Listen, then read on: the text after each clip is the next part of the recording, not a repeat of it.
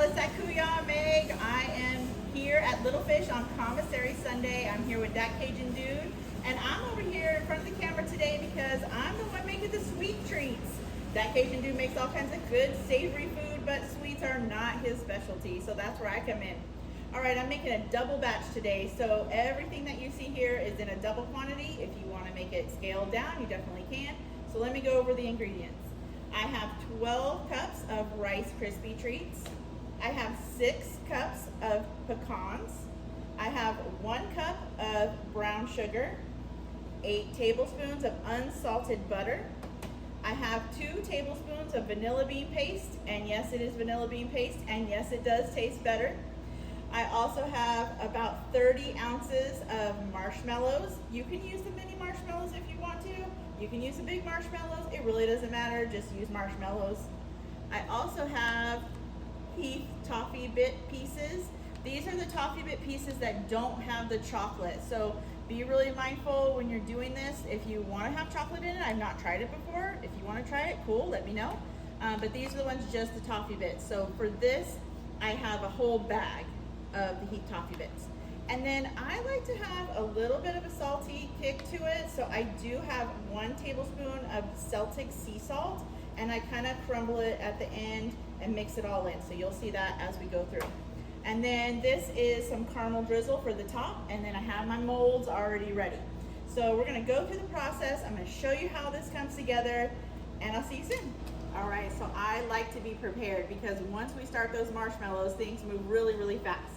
So what I like to do is put all my dry ingredients together at the same time. So I have, again, my Rice Krispie treats. I'm gonna put in my brown sugar, and I don't know if you all knew this, but brown sugar is literally just sugar and molasses put together. I saw that over this last week. So if you don't have brown sugar, that's okay. If you have molasses, you can make your own. And then I have my toffee bits, so I'm gonna go ahead and put those in there. And then all of these pecans. I use non-salted pecans, but if you like your mixture a little bit more salty, you definitely can do that. And then here is my Celtic sea salt. Now, I know that this is coarse, so I like to just use my fingers. I kind of want that coarseness. I don't want it to be too incorporated into the recipe, and so I just use my fingers and I sprinkle it around because you want that little sweet, salty, umami kick. So I'm going ahead and putting that in there. And then what I do is I mix everything all together. So as I'm mixing, I just make sure that's really incorporated because I want to be sure that it's ready, because once those marshmallows and that brown butter that I'm going to show you come together, we're going to get this mixed up and it's going to be fast. I actually also need to be sure that I get my silicone mats ready too, so my forms. You might be wondering what's going on with that vanilla. Where does that go? Well, I'm going to show you. This goes in at the very end with the marshmallows, and then my caramel sauce is going to be drizzled all over the top at the very, very end. So that's where that all comes together. All right, I'll see you at the marshmallows.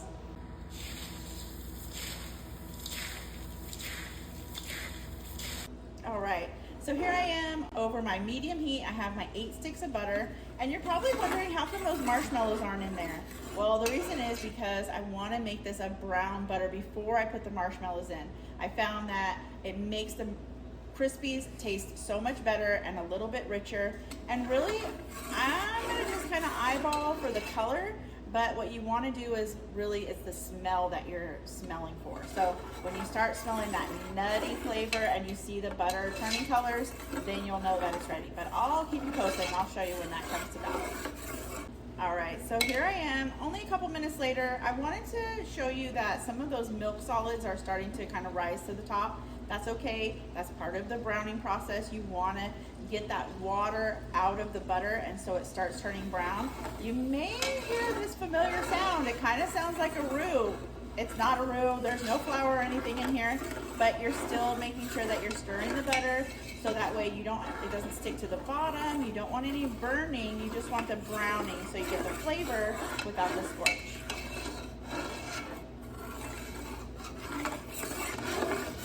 Hear that? That's a sizzle of goodness coming to the brown butter. All right, so we're getting there. This butter is starting to look a little bit on the darker side. Not too much darker, but a little bit. But we want to hear that sizzle because we know big things are happening. All right, so it's been about 5 to 7 minutes, and you can see there's a little bit of foam on top of the butter.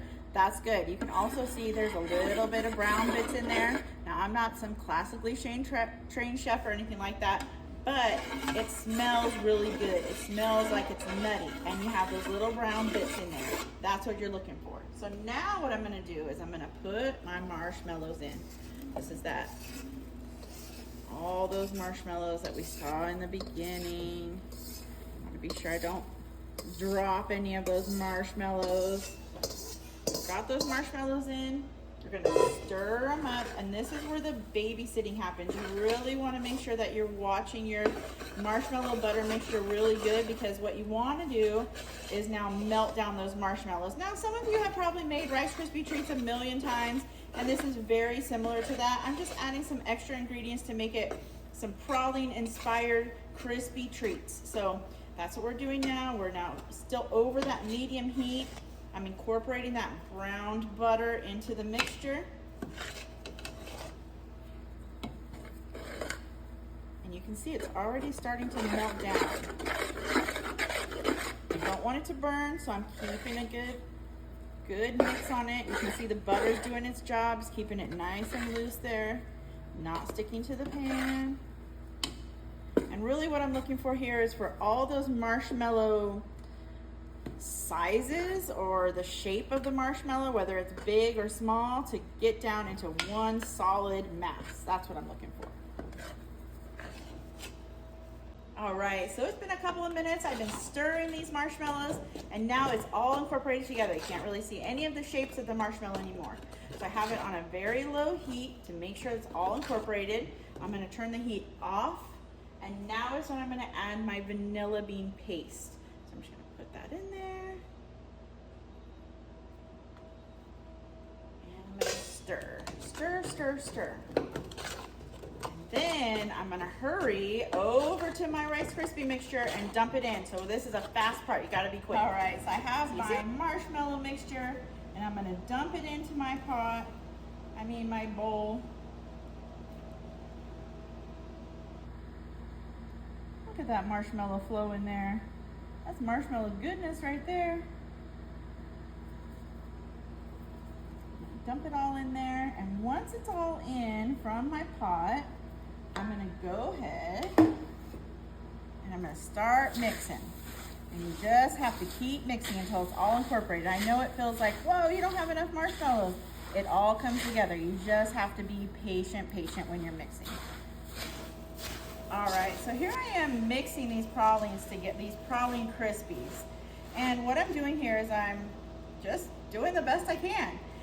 Sometimes you need to get in there with your hands to make sure that you get everything in there, and that's okay. See, it sticks to the spatula. Maybe I don't want the spatula for a little while. Maybe I just, with my gloved hands, go in there and really mash it. The other thing I love about this recipe is when I'm mashing it, I do feel like that brings it together a little bit more, especially because I have all those extra ingredients like the pecans and the brown sugar and the salt and those Heath toffee bits. I feel like it really just brings it all together. So you might be wondering, Meg, why are we even doing this? What is a praline? Well, let's talk about it. So a praline is traditionally a Louisiana candy that usually uses sugar and butter, and it's supposed to be super easy to make. Well, I tried it. I tried to make it a few times, and it just never worked out for me for some reason. So I thought, well, what else could I do that would be inspired by a praline? So I came up with these praline crispies, and I think they're really good. They taste like a praline. They have the same flavor profile, but it's something that's familiar to everybody. So I'm gonna keep smashing this together, and then I'll start putting them in my molds. All right, so I have it good and incorporated. So now what I'm gonna do is I'm gonna put it into my silicone molds. Now, I have 4 molds out. I don't know if this is gonna make 4. It might make 3, I'm not sure. But it's fun to put it in there. So I just separate it out into each one of the molds. I'm gonna start with the first two and make sure they're totally full before I move on to the next ones. Now, I didn't spray anything down on my silicone mold. That's because they're silicone, they're not supposed to stick. If you feel like yours do, or you have a different type of a pan, then put a little bit of butter or spray something down or something like that. But for today, I'm not doing that. So now what I'm doing is I have what I think is the right amount of mixture. I'm gonna go ahead and press it down. And look, this isn't something that, you know, the praline police are gonna come, the crispy police are gonna come and say you have to do it a certain level of thickness or anything. Just do it the best you can.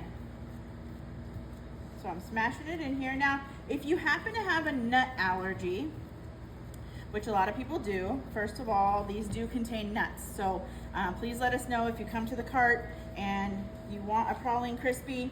They do contain nuts, so please maybe refrain.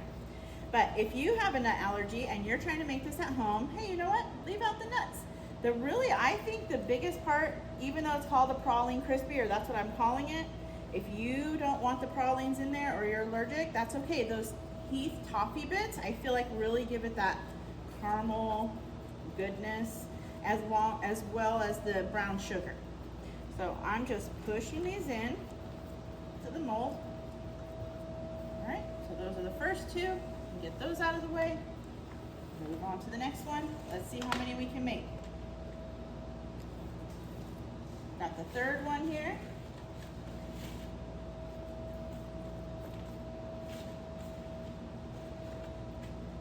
Maybe I'll leave that little lagniappe for that Cajun dude. He can try it out. All right. Mashing it in my mold. And it is important to kind of give a little elbow grease behind this because you want your Crispies to stick together. You don't want them to fall apart when you start cutting them. So, you know, give them a little push. It's okay.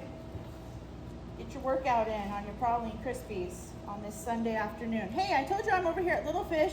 So Little Fish is in Coos Bay. That's our commissary. I know that you've heard that a time or two. Little Fish processes fresh fish straight off of the boat. So if you want fresh fish and you want to get some pretty much any day of the week, not Sunday, check out their Facebook page. They post when those fresh fish are coming straight off of the boat, and then you can get yourself some. So here's what I have. Out of the ingredients that we had, I have these 3 pans. I'm gonna let them cool for at least 30 minutes. Then when we come back, I'll show you what happens at the end. All right, it's been about 30 minutes. Now we're gonna cut and unmold our praline crispy treats. So here they are. I'm just gonna pop them out here and get my silicone mold off of there, just like so.